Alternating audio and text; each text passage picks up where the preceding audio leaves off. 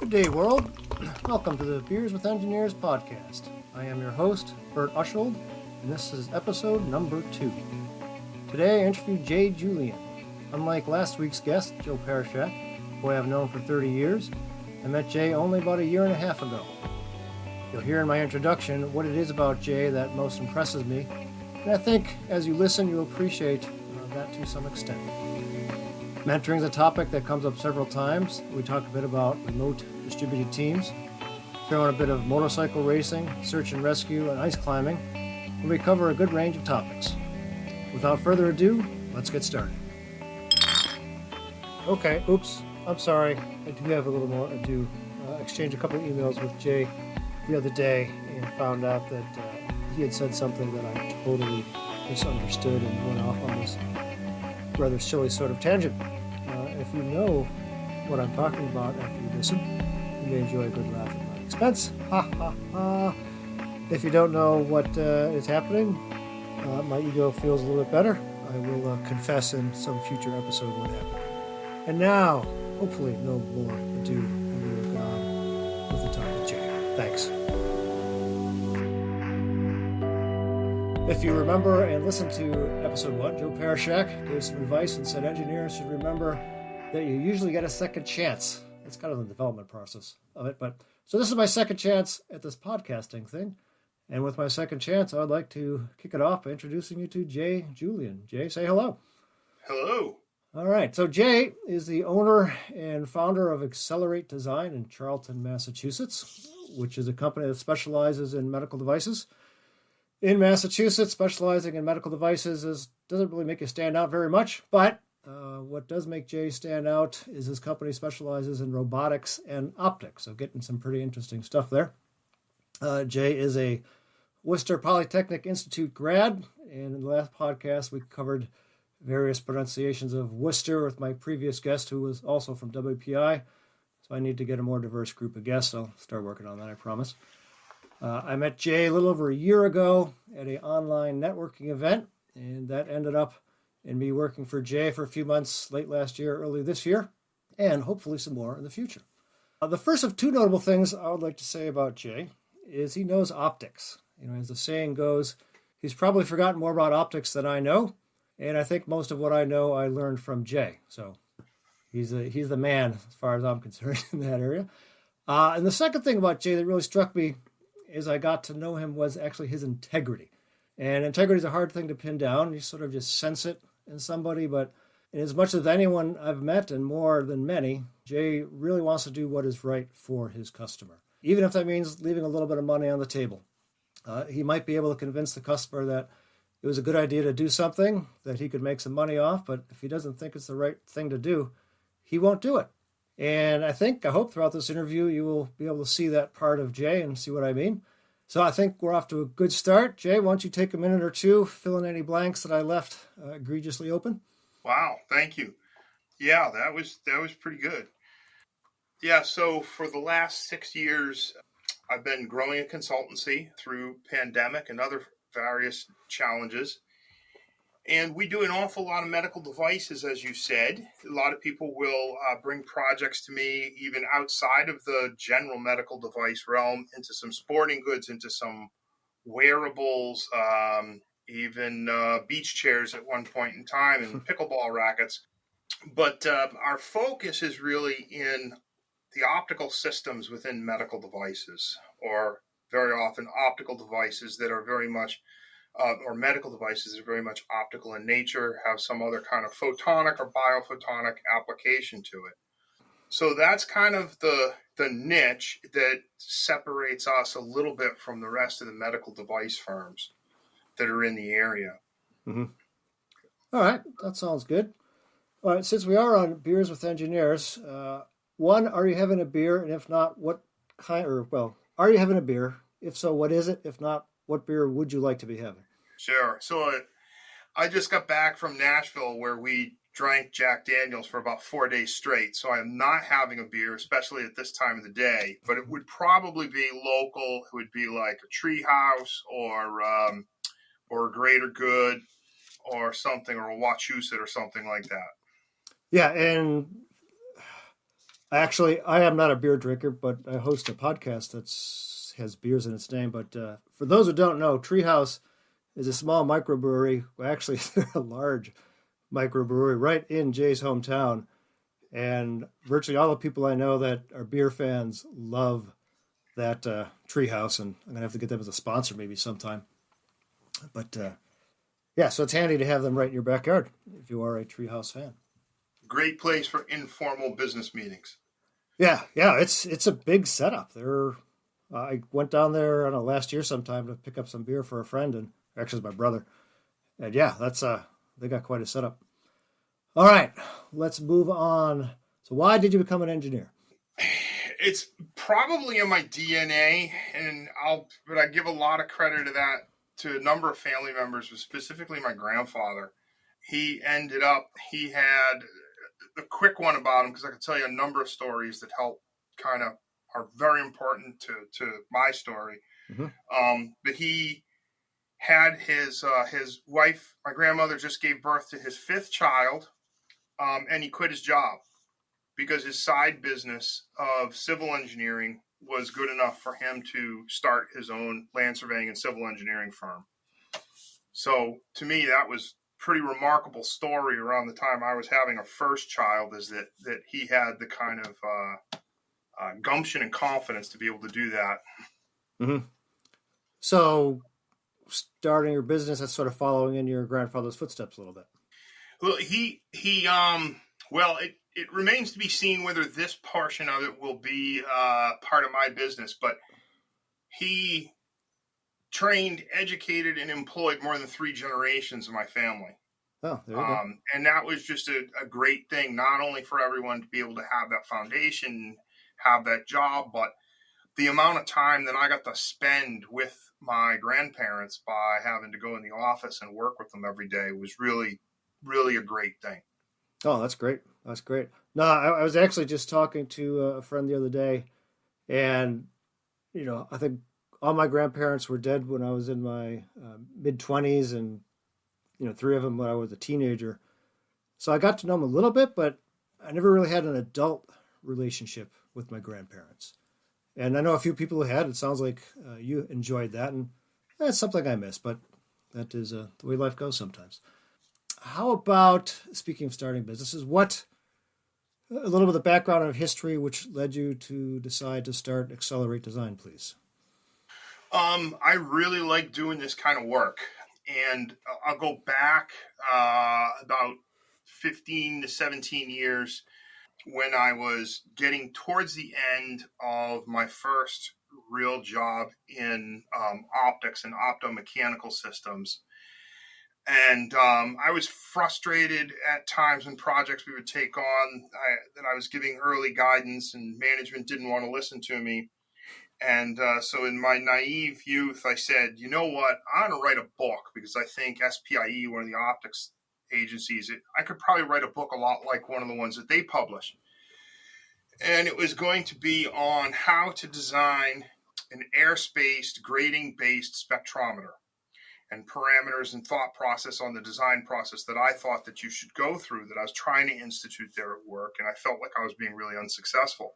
Okay. And I came across a quote by the physicist Fermi, and I don't remember the quote exactly, but he basically said, you can know everything about nothing or nothing about everything. And I really felt that if that was going to be the title of my book, I was probably knowing too much about too specific and too small of a topic. And so I expanded my horizons. I changed my job. I went out and got more into it was kind of an easy transition because I was employing and managing a lot of remote consultants at that time.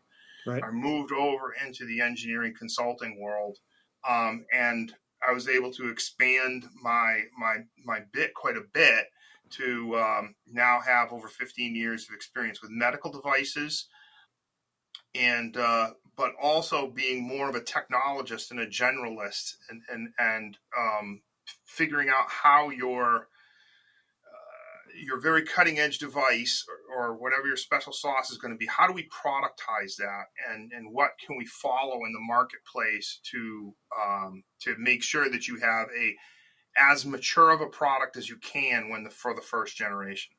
Right. Did you end up writing that book or even start writing the book? No, I think I probably had half the pages in my head, and some of them were probably all part of some proprietary notebooks that I left there because they really belonged to that business when I Right, left. right. Is that something you still hope to do in the future, or that's not a very high priority at this point? Not that topic. Okay. Definitely not that topic. All right. So that implies you might want to write a book on another topic. What might that topic be? I wouldn't rule it out, but that's not on my radar right now. Oh, all right. All right. Oh, good. Very good. All right. So I see behind you on the wall, I don't know, half dozen or so patent plaques. One of them interesting, one you're proud of, one you like especially, because I've got a bunch of patents and some of them are kind of like, nothing to really write home about, and others I'm more interested in. Do you have one that stands out? There's a there is a multi-band spectrometer for ramen applications. There Ramen as was his noodles. yes, the new All right, well, once ramen again, or keep going. Raman spectroscopy, and that was pretty good because I got recognition for not being the optical engineer but being the lead engineer on it. Okay. So Oh, cool. You know, it reminds me. I was looking at just probably Instron's website. Instron makes a lot of measuring equipment for those who don't know, and they have all sorts of fixtures and attachments. And just out of curiosity, I clicked on the food tab, and they had a couple of dozen, maybe more, different little fixtures for testing spaghetti and this, that, all sorts of other different things. You know, if you're making food, you have quality control requirements, and you got to test to make sure. So it's initially a little surprising, but when you think about it, it's rather obvious. You got to measure stuff. You got to have fixtures for measuring all sorts of things. All right. What is one of a proudest accomplishment? Maybe not the number one, but what comes to mind right away is something you're really proud of from your career? there's a lot of little wins. I'm not sure that I have professionally one giant Okay. or best accomplishment. I guess I'm pretty proud of the relationships that I've developed over the years, Mm. and some of the people that I've worked with. So yeah, maybe not the most obvious answer, but I think that's what I would say is working with interesting people. Yep. Yep. Well, there's a uh, engineer I work with who his saying is his network is his most valuable resource. And like one of the reasons I started this podcast was it's fun. I have a good network of people, and some of them, like Joe, who was my guest last week. I don't talk to him that often, so this gave me a chance to have a nice conversation with him. And you have known for a little over a year and a half. It kind of feels like I've known you longer. Whether that's a good thing or a bad thing, well, we can decide on that at some other time, I suppose. But yeah, relationships are important. I think engineers get the bad rap of being, not cold and heartless, but kind of sticks in the mud. But my experience, that's generally not the case.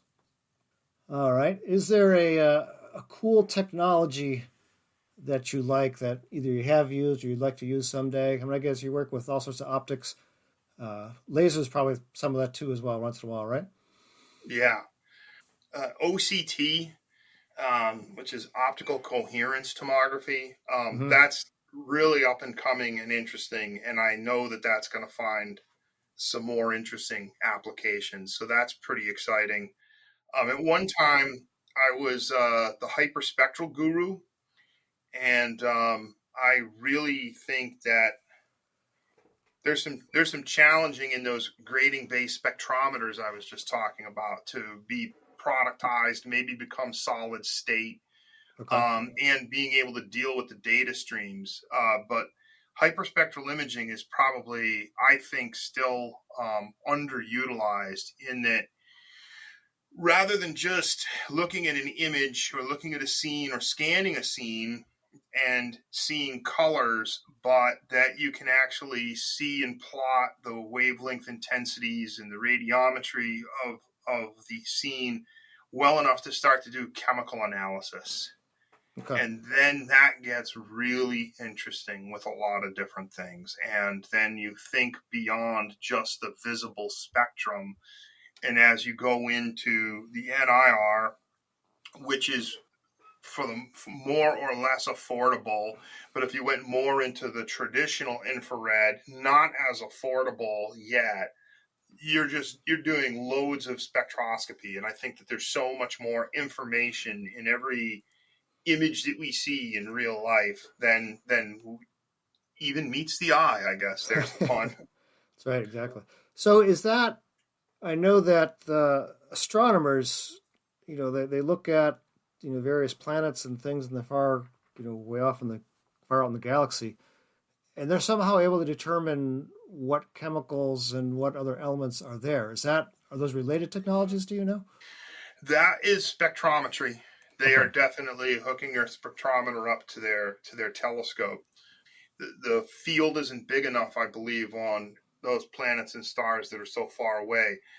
But looking, down at our own planet and our own atmosphere, hyperspectral imaging is very much used for weather, where to put the gold mine.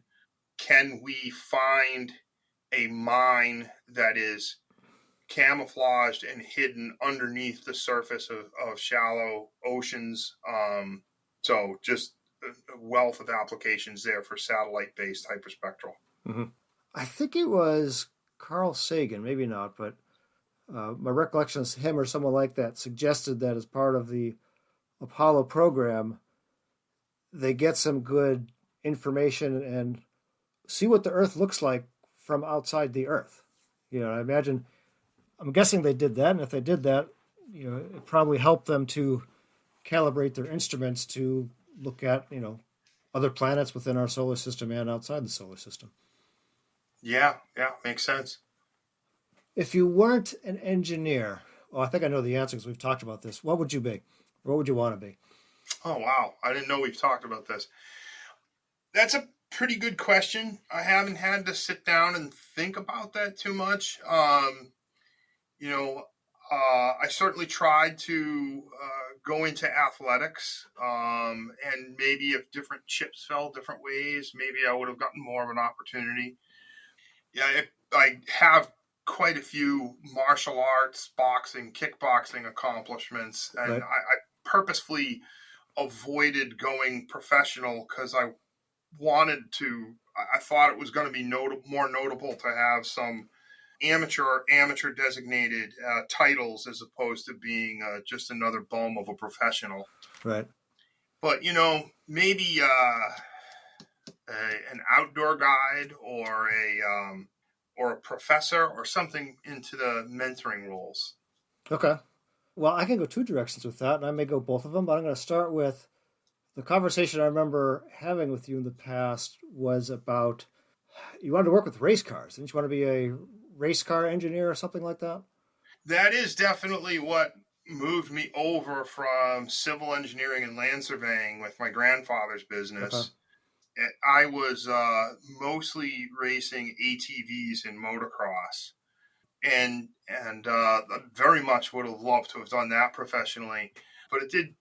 I didn't have all of the young sort of youth opportunities that most people who are successful, more successful in that.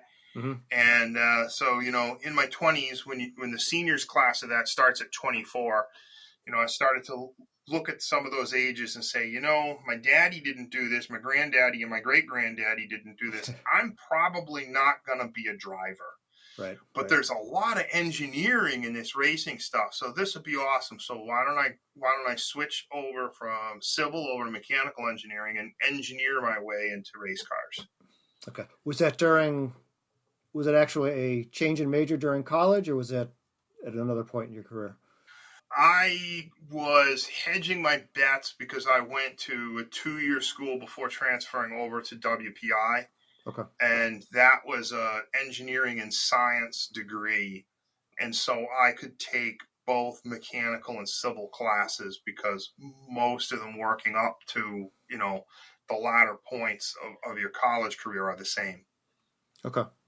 So the second direction I can take that comment, and I'm going to go down there right now, is the other thing we've talked about is you are a member of, was it the Massachusetts Search and Rescue or Central Mass Search and Rescue? Is that correct? Yeah, Central Massachusetts Search and Rescue. That's our legal organization name. Although Okay. we've operated in every state in New England and would pretty much go wherever we can to help. Okay. So I mean, that's not. I guess people. So you said a minute ago you maybe want to be like an outdoor guide. So what you are doing now is helping people who did not have an outdoor guide. So for lack of a guide, they need you, and you're non-guiding. You're a finder instead of a guider. Some of it is that, and the other thing is, that our team is constantly training, and so I'm on the board of directors on that team, which is largely the instructor pool that we play from. So typically once a month, I'm also instructing in sort of that outdoor guidesy sort of way. Okay, so it's scratching that itch reasonably well. Yeah, I would say. All right, let's see. We've talked about a little bit of non-engineering hobbies. Any other ones you want to mention? Something that you enjoy doing when you're not being an engineer? Sometimes my kids would say I like to torment them because I drag them out hiking and camping and skiing and various and sundries and those sorts of things. Right. But a lot of martial arts and kickboxing. I used to do a lot of rock and ice climbing. I'd like to kind of return to be able to do a little bit of that. I've done a little bit of rock. The ice climbing is taking it to a new level of danger. You certainly have to deal with a little more discomfort, the temperature, That's true. and Yep. the level of gear, and and other things. I wouldn't actually say that one is sketchier than the other. All depends on how you follow through with that. Okay. I mean, it would seem to me what you're climbing on is much more likely to break if it's ice versus rock. Ice is really interesting. It can be plastic, elastic, it can be fragile, it can be picked out. Okay. And the wall that you're climbing on is talking to you the entire time. So at least you're getting feedback from it. Okay. The rock, there's no real feedback. So it's not as often that the rock just crumbles under you, but it does happen. And it really doesn't talk to you. At least ice gives you lots of warning signs. Gives you some warning signs. Maybe what I was remembering was a guy I heard who was an ice climber, and he would talk of iceberg climbers as if they were absolutely freaking nuts, and maybe they are. Maybe they are. There's a nutty variety of every sort of climber and parachuter and mountain biker, and there's a nutty side to everything, really. Every group has their extremes, and they're sometimes they're fun, sometimes they're just out there. All right, so I was spying on your LinkedIn profile the other day and saw that you had a minor in philosophy. I found that rather interesting. Why did you do that, and has it been of any use or interest to you since college? Use? I don't know. I've certainly had some philosophical conversations with an awful lot of engineers, whether it be philosophical, cultural, or just sort of project related of where does a strategy become a philosophy, and likewise. The kind of things you talk about over a beer, right? Exactly. Yeah. Okay. But I think the biggest reason I probably did that was theological, and just to study more philosophy of religions. Okay. All right. Let's turn the tables, or let's shift the direction back a little more towards engineering. As a more senior engineer, any tips that you would have for younger engineers? And I think I'll preface that a little bit before I'll take some of your thunder maybe, but when I was working with you last year, you had a fairly young engineer working with you. So I think you may have good specific experience of advice and tips you might give to a young engineer that you were practicing within the last year or two. I had the opportunity to work with a number of young engineers that I had a lot of fun with, making great relationships, and some of them have gone on to just like aim for the stars and where their careers are going. Right. I do have a couple canned answers for some of them, and one of them is to ride the conditions. Okay. Surf the conditions, and if the surf is up, go surfing, and if it's not, but it's sunny and cool, go hiking, and just sort of check out what the conditions are, because I would say that the market, and to a large extent geography, is going to drive a lot of what kind of projects or products are being funded during the time that you're an engineer. Mm-hmm. So optics were neat, but they weren't originally my passion. We just said that I wanted to engineer my way back into race cars, and I started with an internship at an optical component manufacturer, and it grew into a career. And the reason that it did was the conditions, and that was because of what became the .com bust, but the .com surge pre 2000, and what was help enabling all that was really the telecom. And so the telecom wave was something that I surfed quite a bit. And that's what promoted me to learn a lot of optics and photonics. And it came to be a special, I gave some STEM talks at my kids' schools when they were younger.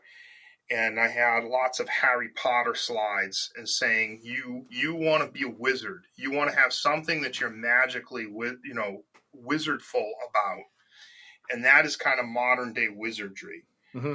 And so understanding how to work on really hard problems in optics, optomechanics, and really productizing optical systems, that's one of the ones that I tied on to. So I would say ride the conditions, have a specialty, but don't stop being a technologist or a generalist at the same time. Don't get too pigeonholed.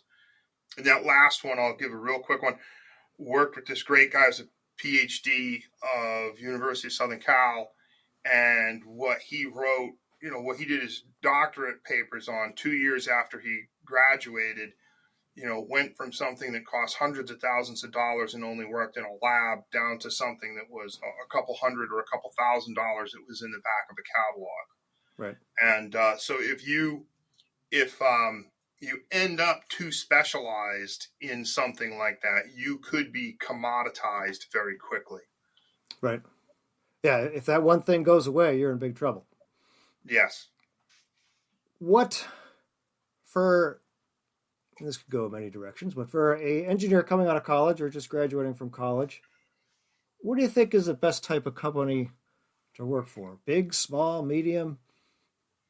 There's pros and cons to both, but...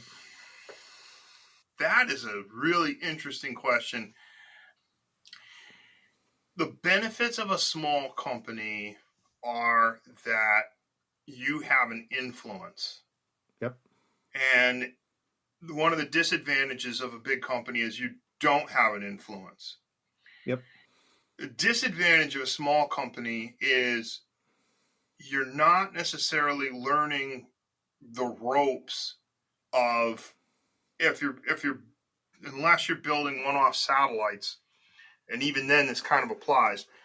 You're trying to build product that is going to be mass manufactured, and that needs to follow lots of procedures and paperwork, and takes a whole village to be able to make that product. So when you're at a small company, that's one of the challenges in mentoring people that I have, is trying to give them a full appreciation for that. Mm-hmm. So it's probably good that you do a stint in a big company and see all of the paperwork and see all of the revision control and see all of what it takes to manufacture a regulated product. Right. Because you do need that wisdom to be able to come back and be in an R&D team and be able to make good decisions that are not going to have downstream ramifications when it gets transferred into those later stages of product development. Yeah. I started at my first 2 or 3 companies were just huge companies, multi-billion dollar, Fortune 50 or so. And I think one advantage of that is they take the time to train new engineers. There's all sorts of different training things that I went to. And, I think that was good for the most part. And then I went to a company that was much smaller, about 30 people. And, I was, 10 or so years into my career at that time. But I saw that as, potentially a very good thing for young engineers because, especially the design firm, you got all sorts of things coming in every day. I mean, you might not get as much formal training as you would like, but you're going to get a lot of on-the-job training. And if you got a question, there's an engineer, an arm's length away, at least if you're not if you're face to face and not virtual, that you can just turn and they'll help you out and answer it for you. All right. Is there some sort of tool or product, could be engineering related, could be other, from the past that you miss, that's no longer available or no longer used? It's no longer accessible enough to necessarily be worth it, but one that came to mind was TK Solver. Which is what? TK Solver. Did you ever encounter that one, especially with all your tolerancing work? Yeah, it doesn't ring any bells. It was a very nice, sort of spreadsheet-oriented mathematical solver. I got to give credit to Professor Norton of WPI for he integrated it with sort of all of his books in sort of design synthesis type situations, and it would do if you make your own spreadsheet in Excel and you can use the goal seek function, right? But the whole program was kind of written around that to begin with, so you could put in the equations in almost any order that you needed, that you knew were going to be there, and you could put in knowns for as many variables as you thought you knew and a couple of guesses, and then said solve for the rest of them. And it was very good at doing it. It would kind of do a background Newtonian type interpolation, if I understand it or remember it correctly. So I used to use versions of that program quite a bit until it became it didn't completely do the newer Windows versions transitions. And what time frame was that? I probably was still farting around with a copy as of like 2008. Okay. But would go back, maybe almost 10 years on that, I think is when, so it was like 98, 99 that I picked that up at WPI. It sounds a little bit similar. I always forget the two and the differences. There's like MathCAD and MathLab. I think one of them you just kind of would write formulas and it could do all sorts of clever things with it. Was it potentially replaced by those? It was more structured, and you didn't have to really use sort of programming code as much. Okay. And then there were lots of examples for like beam formulas and stress calculations and things like that were readily available to you. So you were starting with a template most of the time. Okay. Well, while we're walking down memory lane, let's take another walk down memory lane. What was your first or maybe worst or maybe most interesting job? First jobs are often really fun to hear. First job like ever? All right, if you lie to me, I won't know, Jay. I was starting to be an engineer when I was 12. Oh, that's a good start.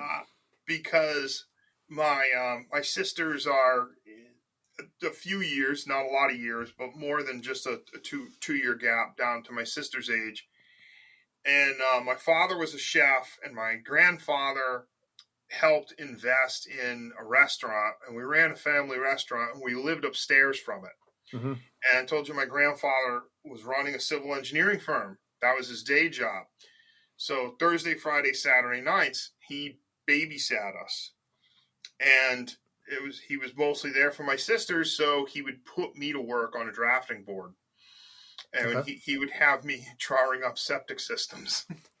All right. That's kind of interesting. Is there something that you wish? We talked a little bit about advice for new engineers. Is there something that senior engineers that just kind of irks you that, I wish they would do X? What is X? Mentoring would be a good thing Mm, to add into some places. I've been mentored by a few really talented engineers, but it's actually a pretty small number. There's probably only like maybe 3 people, I think, that really we're going to help people come up the ranks as opposed to just sort of the younger generation. They don't know anything, and let's keep yeah. them at bay and not Oh, include them in the meetings, sort of thing. we didn't know anything 20 years ago or 30 years ago either. Exactly, So, exactly. And every it, generation is going to look at problems completely differently. right, right. I thought that computer analysis was going to be all that. Picked up all those courses in school. Got loads of textbooks behind me about how to solve matrix algebra, to do finite element analysis with pencil and paper, and it's virtually an obsolete skill. So Oops. there's, Yeah. as new tools and new ways of looking at things are going to come about, the next generation is going to solve problems differently. Yep. Don't get stuck in the generational divide, and Right. look to bring everyone together, because the senior engineers have made a lot of mistakes, so they have a lot to offer. Yep. Yep. But a new perspective is also important, so figure out how to work together. Yeah. And, if you're a humble person, you'll look at that junior person who, they got their finger on some of these new technologies that maybe you don't have yet and say, hey, we'll help each other out moving forward. Is there something you wish you'd have done differently in your career? um Not particularly. I think it all turned out okay. A little bit of a Forrest Gump feather floating on the wind, but a lot of things just kind of came into alignment the way that they probably were always going to. Okay. So it Um, sounds like you didn't have a 15-year plan set down when you graduated from college. And just sort of, no, definitely not. what was the phrase you used earlier? Follow the culture, the environment. What was it? Ride the conditions, Ride the conditions. surf the conditions. So you surfed the conditions, and it worked out. And yeah, I would say that largely applies to my career as well. Do you have a favorite engineering related book? And you can be as broad with engineering related as you choose. Yeah. So my first one would probably be Zen and the Art of Motorcycle Maintenance by Robert Persick. Okay. And I hope that one does not get too generationally old, that someone would still pick it up, because Mm-hmm. I know it's harder to relate to stories when there's no cell phone in the story, because they haven't been around forever or something. Right, right. But I think this, and so I would touch the philosophy back and forth on that one. And then I have a piece of fiction that I read recently that was pretty cool. So by Christopher Bates, who's a related martial arts friend of mine, and he wrote a book called, oh shoot, Beyond the Water Margin, Rise of the Water Margin. I'm glad I did take a note on that. Rise of the Water Margin, and I think it's an interesting read for engineers, and it's fictional and it's entertaining, and it is ultimately about negotiating. Hmm. He is a big negotiation strategist, so it's kind of an interesting one. And so I'll give another little thing in there to tie this back to engineering. He says in the book, I'm not versed in this, so this may be fictional or maybe partially true. It says if you take a semiconductor processor, and you think of how many nodes are in it, that it is no one engineer can sit down and design that, just like no one engineer can sit down and design every floor of a skyscraper. You need, it would take a lifetime to do all the drawings. Right. So it takes a multitude of engineers to do the skyscraper, but at least in the book, this may be true in real life already, it makes sense, that a lot of that is automated in the code. Whether you call it AI or not, it's automated in the code. And that was like, duh, yeah, why didn't I know that? And I'm looking forward to when AI, as we see in Bard and ChatGPT and these sorts of things, I am really looking forward to that kind of functionality within Mechanical CAD. Okay. We do an awful lot of clicking and keystroking to get every single variable in that database correct. Right. And I wish that we could spend more time contemplating the mechanical architecture. Mm-hmm. Should that be a 3-bolt flange? Should it be a 4-bolt flange? Should it be a 5-bolt flange? And that should be something that could go much closer to the speed that our brain can envision these, that we could get visual feedback off of a mechanical CAD screen. Yep. I think that is going to be a lot more exciting than the number of click-throughs that we have to do right now. Yeah, I mean, it's interesting. I remember, some CAD salesman was selling us their CAD system 20-some years ago. And, I think you rightly pointed out that, it's still most of your time is not the clicks and the implementing of the ideas, it is figuring out the ideas. We used to joke that we wanted a line on our time card that said, sitting, spinning the model and looking at it and staring at it.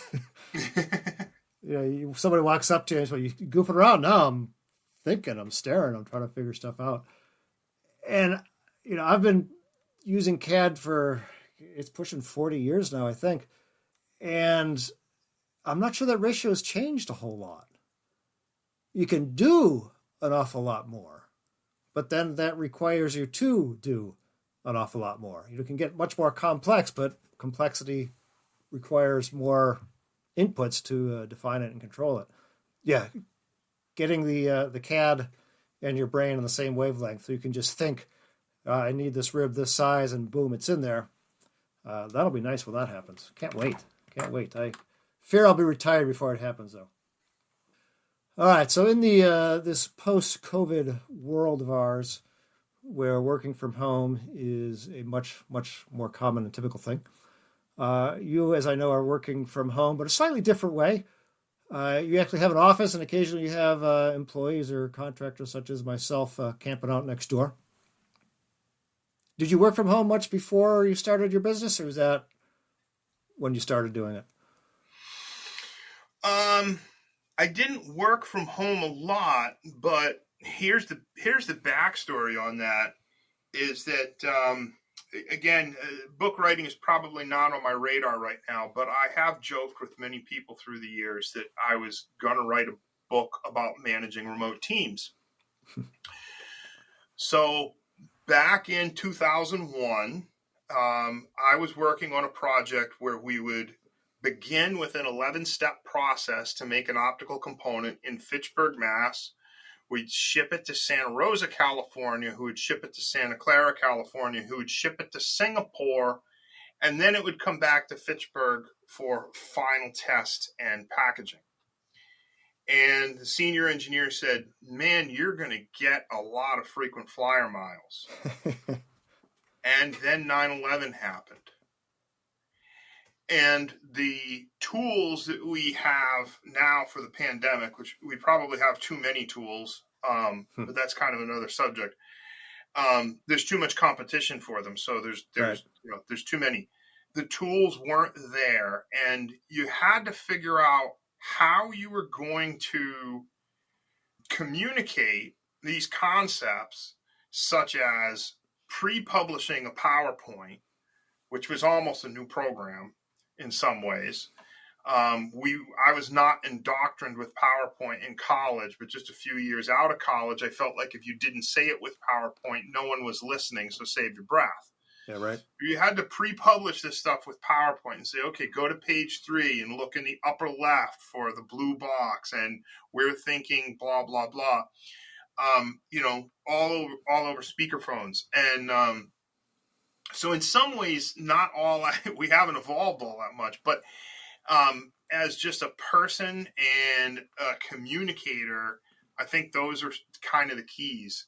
And so when you're working with multidisciplinary teams, I don't think that the engineers on the project should be limited by the geography of who wants to commute through Waltham, or who wants to be able to get to Cambridge on a day-to-day basis. And you can very successfully work as a distributed team.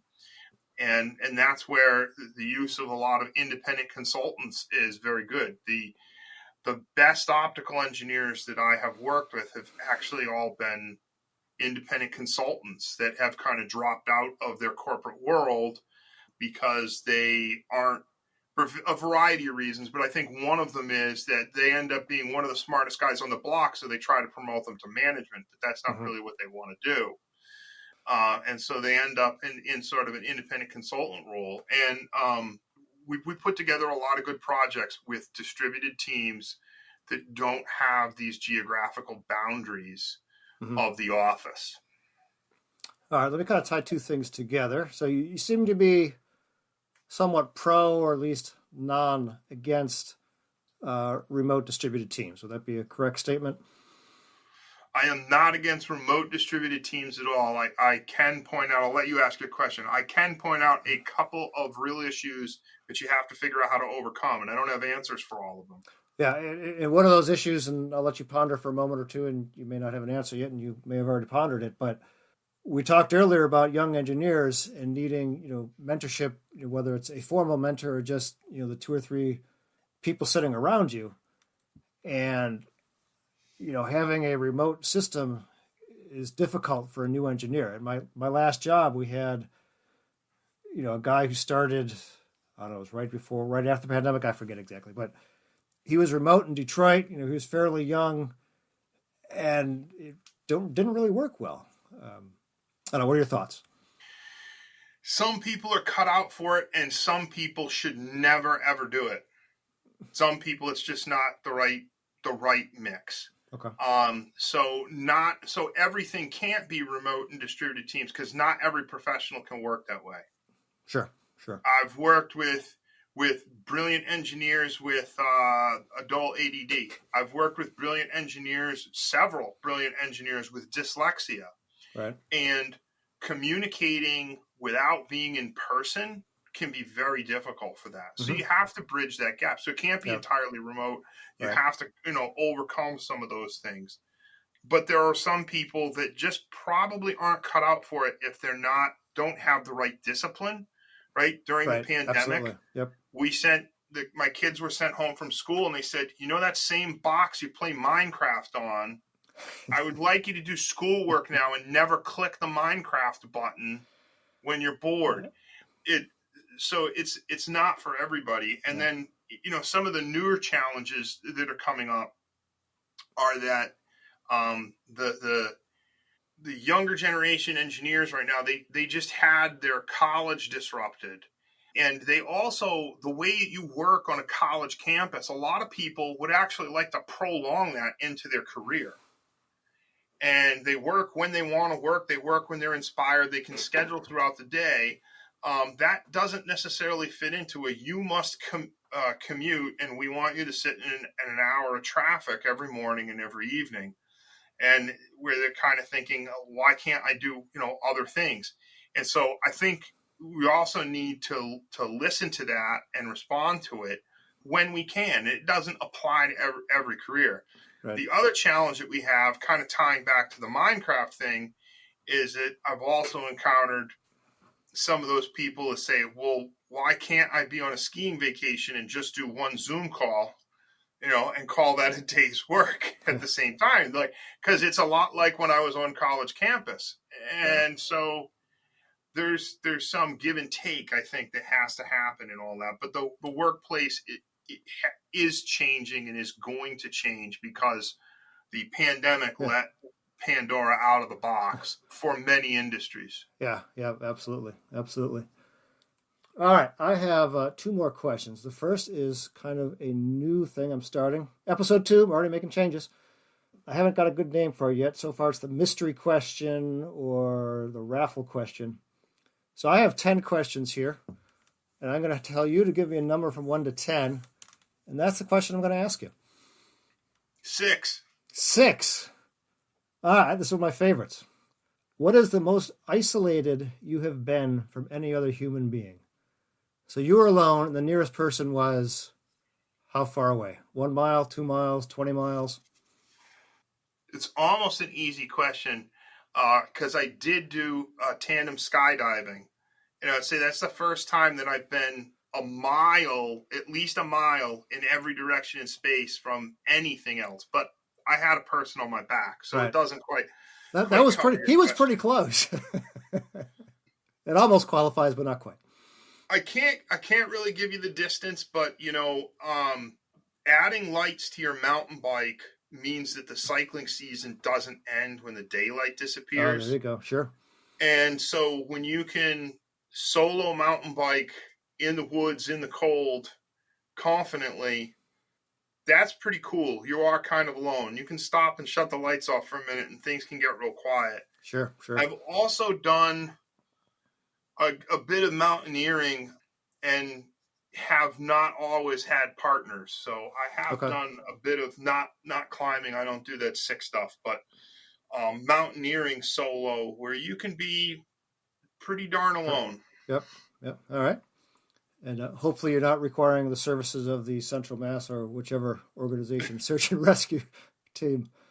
And if you do, you can grade their work. Beacon. Just have some communication and make sure they're going to know where you are. Right, exactly. Okay, and my last question, or maybe second to last question. Do you have an engineering-related joke for us? Oh, geez, I almost had one canned, and now I can't remember it. The civil engineer is not known for being funny, but just because it's a rock, don't take it for granted. All right. There you go. All right. But you may not know schist about a stone. Who was it? One friend of mine who was a climber had said rock climbing is nice. It's a GNEISS. I got the type of rock as well. Yep. All right. And any last thoughts, comments? I guess maybe I'll call this my soapbox question. Anything else that's on your chest that you just have this great need to get off of it and share with the world of 47 listeners that I have so far? I don't know. Can I ask you a question? You may. What would you have done different in your career? Is there anything you would have done different in your career? We haven't had enough beers together, so I've never asked. Right? No. I've tried to have answers to my questions in case anyone threw one back at me, and I think my best answer for that one right now is maybe having a more formal mentor. There's lots of guys that I learned from, but I think it would have been helpful to have someone, 10, 15, 20 years senior that we had a slightly more formal relationship with that, he'd have been retired for 10 years by now, but, I think that would have been good. And, your talk earlier of needing more mentors, I felt little pangs of guilt running up my spine that may be something that I should reach out more and do additionally. I have not worked for too many employers that promoted it or gave an allowance for it. And so that's the note that I take now as a company owner myself. That's something that I want to remember. All right. Well, I think that is not a bad place to end it all. Jay, this has been fun. I appreciate you taking your time out on this. We hear it's a beautiful afternoon right now. Not too many days like this in October in Massachusetts. But appreciate your time. It's been a pleasure. And we will talk again soon. Great, Bert. And if anyone would ever like to talk to me professionally, you can find me through, if you like me, you don't want extra keystrokes, accelerate.design is all you have to write in your web browser. All right. But for people who insist on typing out .com, accelerate-design.com. All right, very good. And I will put links in the show notes. Very good. Jay, thanks. Appreciate it. Have a great rest of your day. Thanks so much, Bert. You too.